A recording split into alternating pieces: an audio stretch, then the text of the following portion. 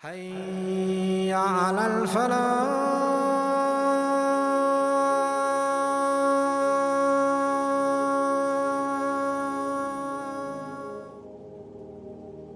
Prophet Ibrahim alayhi salam was born to the famous idol sculptor Azar in the ancient city of Ur, Chaldea, known today as Babylon.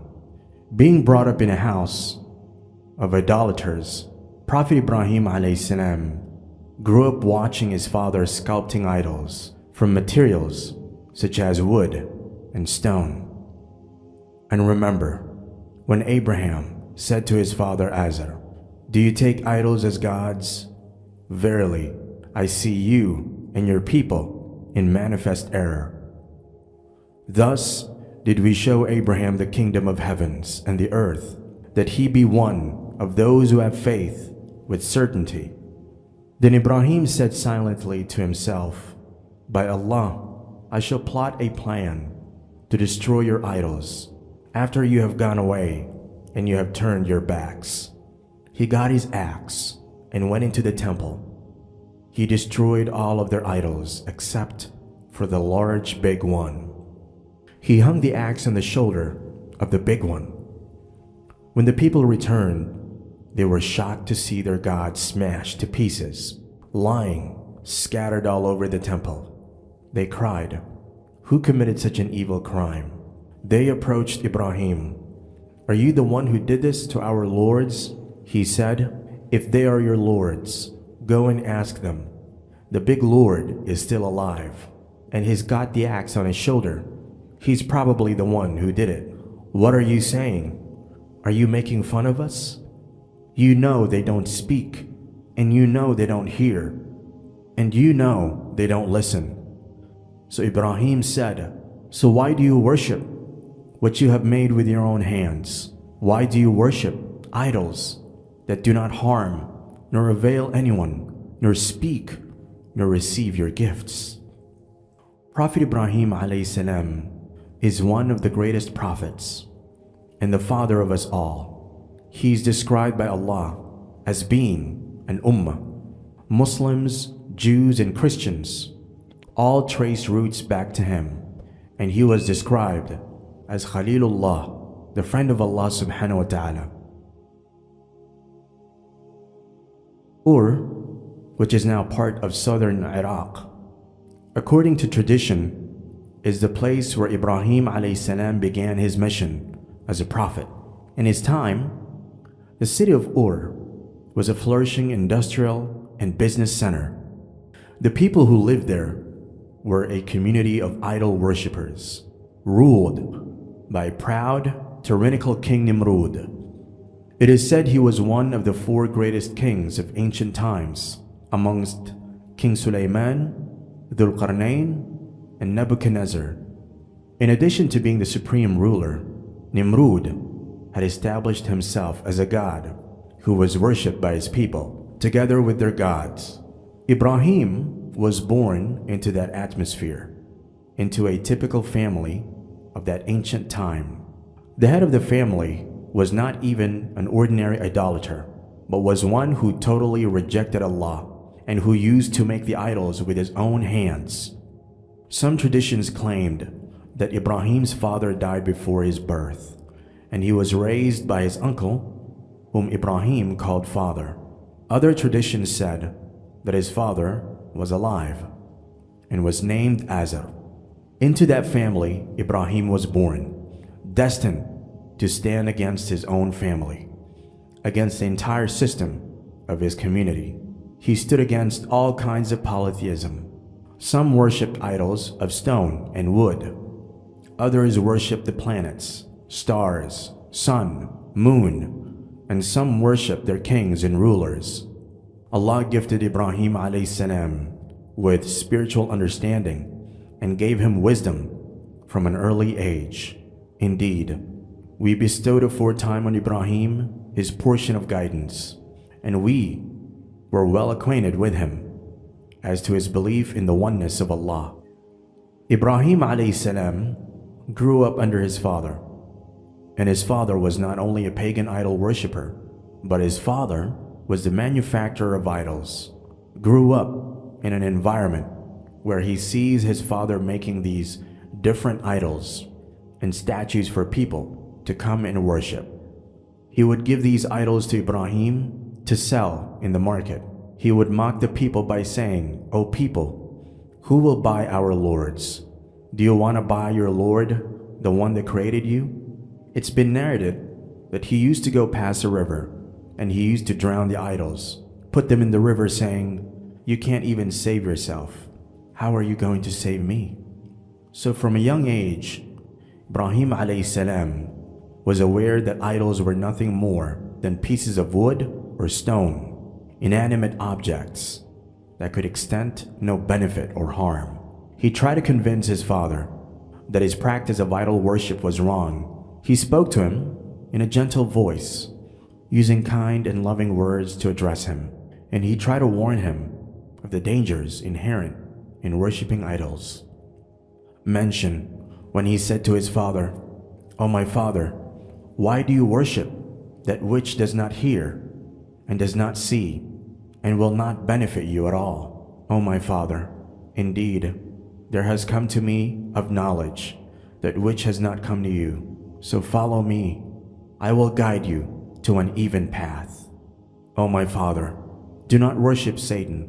Indeed, Satan has ever been to the most merciful disobedient. O my father, indeed I fear that there will touch you a punishment from the most merciful, so you would be to Satan a companion and hellfire."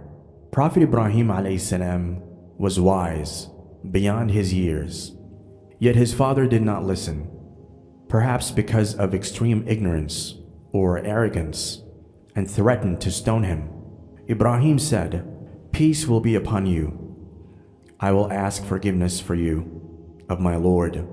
Indeed, he is ever gracious to me, and I will leave you and those you invoke other than Allah, and will invoke my Lord. I expect that I will not be in invocation to my Lord unhappy." When it became clear to Ibrahim alayhi salam that his father was an enemy to Allah, he disassociated himself from him. Ibrahim alayhi salam went among his people, calling them to their Lord and attempting to convince them of the foolishness of ascribing divinity to anything other than him. He explained to them the beauty of Allah's creation, his power and wisdom. He decided to do something about their state of disbelief, but did not reveal it. He knew that there was going to be a great celebration on the bank of the river, which would be attended by all the people. Ibrahim waited until the city was empty, then came out cautiously, directing his steps towards the temple. The streets leading to it were empty, and the temple itself was deserted, for the priests had also gone to the festival outside the city. Ibrahim went there carrying a sharp axe. He looked at the stone and wood statues of the idols, and at the food laid in front of them as offerings. He approached one of the statues and asked, "The food in front of you is getting cold. Why don't you eat?" Ibrahim asked the other statues around him, "Will you not eat of the offering before you?" He was mocking them, for he knew they would not eat. He once again asked then, "What is the matter with you, that you do speak not?" He then raised his axe and started smashing the false idols worshipped by the people. He destroyed them all except one, on whose shoulder he hung the axe. After this, his anger subsided, and he felt at peace. He left the temple. He had fulfilled his vow to show his people a practical proof of their foolishness in worshiping something other than Allah.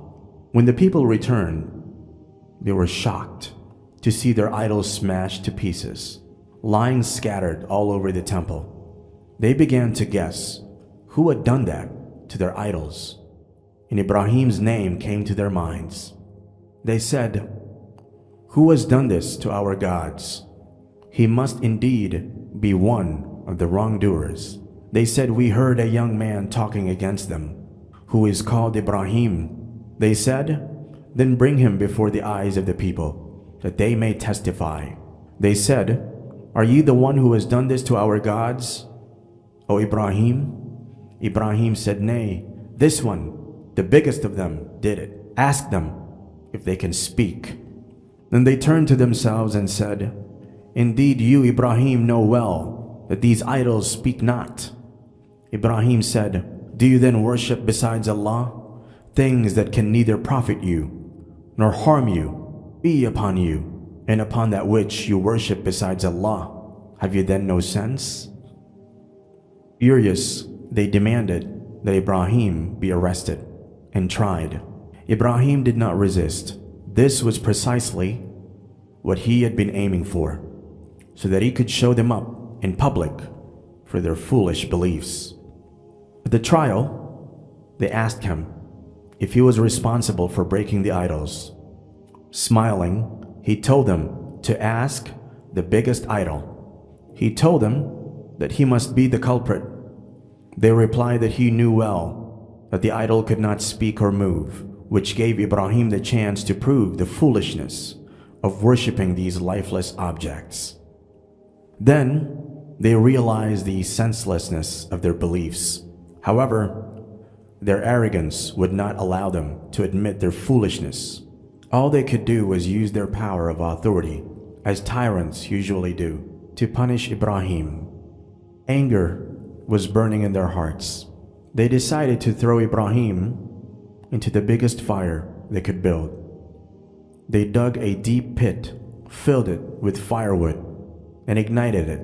They brought a catapult with which to cast Ibrahim into the fire.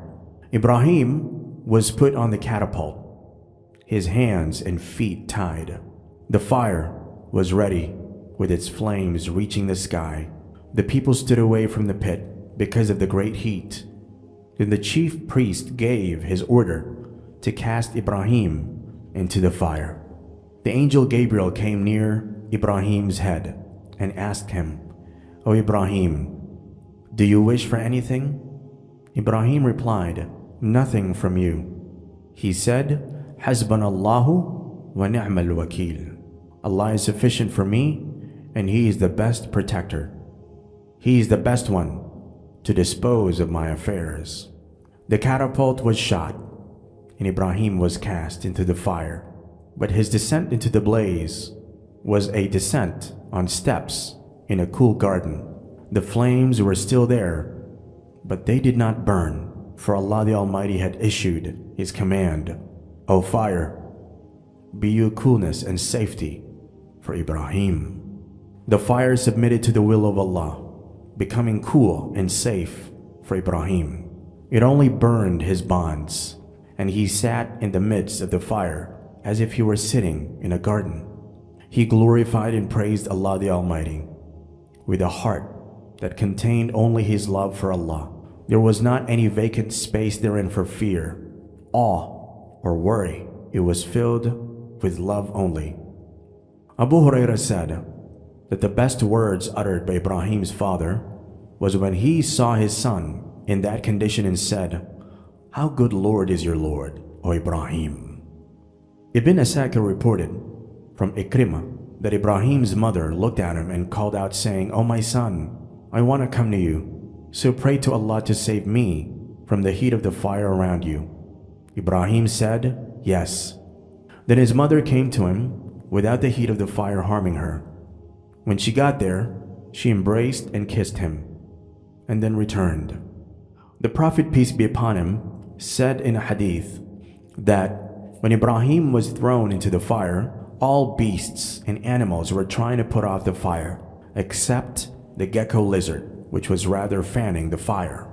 Ibrahim stayed there for either 40 or 50 days, and he said, "No days and nights were as good in my life as when I was in the fire.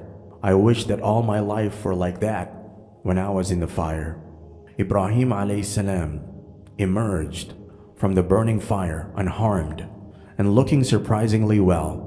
The people were shocked, and it caused some of them to question what the truth is. How could it be that someone could survive such a fire?